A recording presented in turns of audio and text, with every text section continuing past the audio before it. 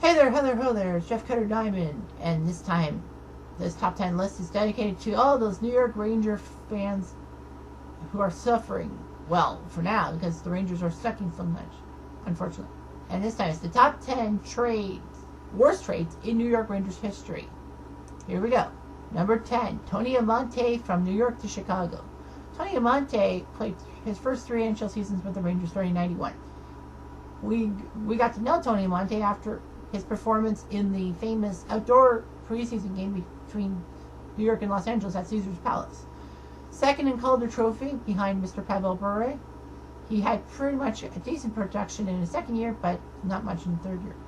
The Rangers had to do something, and they panicked and decided to deal Amonte at the trade deadline to Chicago for non-offensive but good offensive defensive players, Brian Noonan and Stefan Matteau. Well, I guess Matteau would never have happened. Maybe we'd be saying Anderson, or even Messier. Anyway, Amonte actually proved New York wrong. When he played for Chicago, he got 5 All-Star Game appearances with the Hawks. And he did pretty well for Chicago. Amonte suffered through a lot of injuries, although he got a decent trade to Philadelphia in 2004. Number 9, John Van Beesbroek to Vancouver. The Rangers had goalie issues in 1993. John Van Beesbroek was a veteran, but he wasn't playing his best hockey, and Mike Richter usurped him to be the number 1 goalie. And with the expansion draft coming up, they have to protect 1 goalie, and the Rangers decided they needed some help, and they wanted to protect Richter, so they decided to send Van Beesbroek to Vancouver for future considerations. That was actually Doug Lister, who played for the Rangers for a couple of years, not so brightly. Beezer was sent to Vancouver basically for the expansion draft, because I think they were worried that Richter would be taken. So anyway, Van Beesbroek went to the expansion draft, and Florida claimed him, and Van Beesbroek won a Vezina with the Panthers, and was why the Panthers went to the 96 Stanley Cup Finals, that big run that included shutting down Lemieux, Yager, Barrasso, and the Pittsburgh Penguins. Unfortunately, Colorado got them in a sweep, but you know what? That helped Florida out. Number 8, Carl Hagelin to Anaheim. 6th-round pick from Michigan. He looked decent. He did well. And the Rangers had him surplus. He was just surplus. So Glenn Sader decided to deal him with 2nd and 6th round picks to Anaheim for Emerson Edom and a 2nd round pick. Unfortunately, Edom did not do well in New York.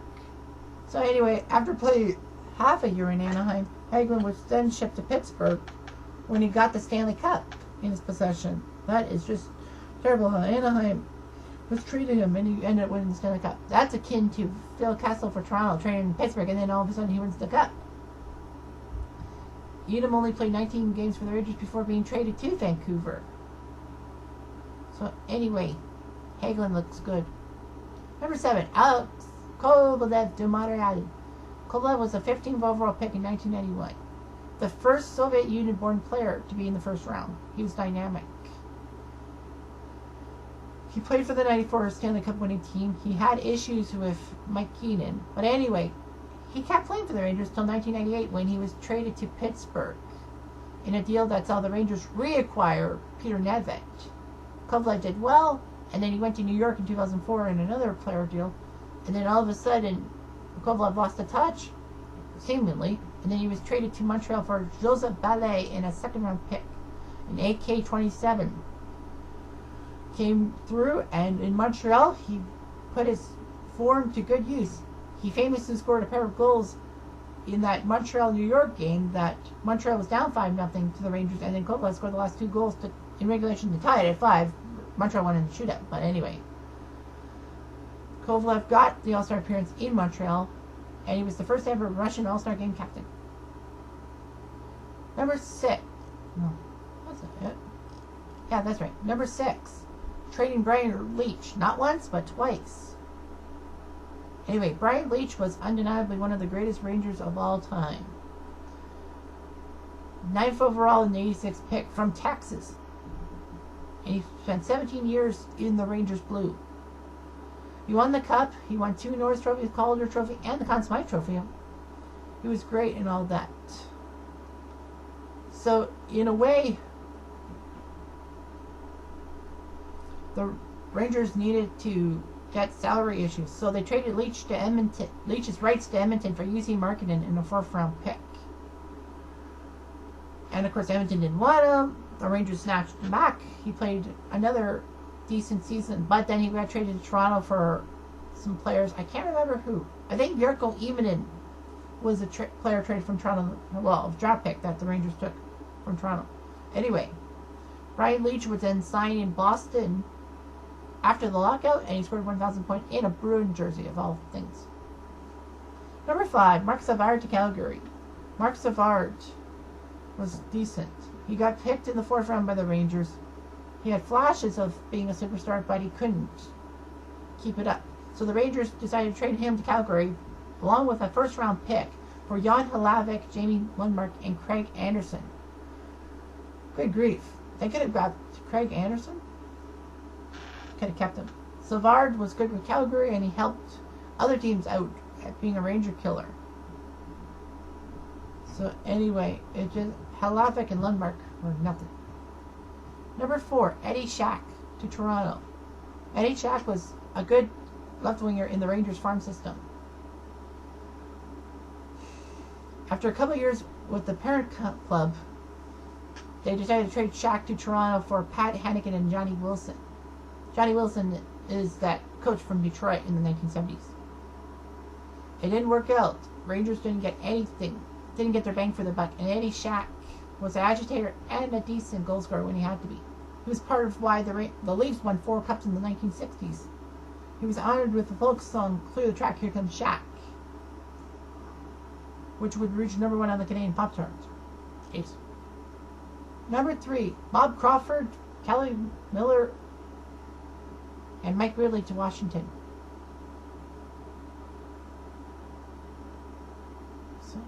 Oh, that's a mistake. Oh, my source got it wrong. It's Bobby Carpenter with Kelly Miller and Mike Ridley to Washington. So anyway,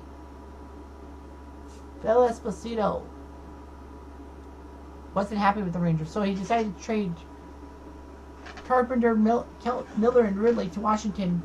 Bob Crawford for a 2nd round pick, and Bob Crawford. Crawford was the guy going from Washington to New York. Yeah. Carpenter, Miller, and Ridley were all NHL veterans, but Bob Crawford would only play 14 games before headed out. Following the departure of Esposito from the GM position, the club in 1989 couldn't get a top extension, so they used the pick to get Jason Posowski, and that didn't work out. Although Bobby Carpenter's career would be hampered by a gruesome injury at the Montreal Forum in 1990. Number 2, Rick Middleton for Ken Hodge. In the 2nd of the Rangers-Bruins trades, there'll be one coming up soon. Rick Middleton showed signs of being a solid right winger for the Rangers. And Ken Hodge Sr. was not doing that well with Boston. So strangely enough, the Rangers decided to trade Middleton for Ken Hodge. Ken Hodge Sr. did terribly. His son had that one good season with 30 goals, but then his work ethic caught up with him. Middleton improved himself and was a favorite of Don Cherry when he played for Boston. He got the Lady Byng Trophy in 3 All-Star Game appearances. And number 1, what freaking else? It's Phil Esposito for Brad Park and Sean Rotel. So anyway, the Rangers needed to build their team, so they decided to go for Phil Esposito. Basically trying to add on to a good team. So to get Esposito and also Carol Fadney, the Rangers sent Sean Rotel, part of the gag line, Brad Park, their best defenseman, and a guy named Joe Sanusi. Great. Brad Park proved to be one of the best defensemen after leaving the Rangers for Boston. Fadney was okay. Sean Rotel would be a skilled center for Boston. He didn't have a lot of points for Boston, but at least he can keep things going for 6 years. And Esposito, although he did play decently for the Rangers, he just didn't have the levels of Boston. But his age also helped too. So anyway, the Rangers hired Phil Esposito as a GM, which bit them in the butt because he was now known as Trader Phil. So anyway, that's it for this top 10 list. There'll be more coming up soon enough.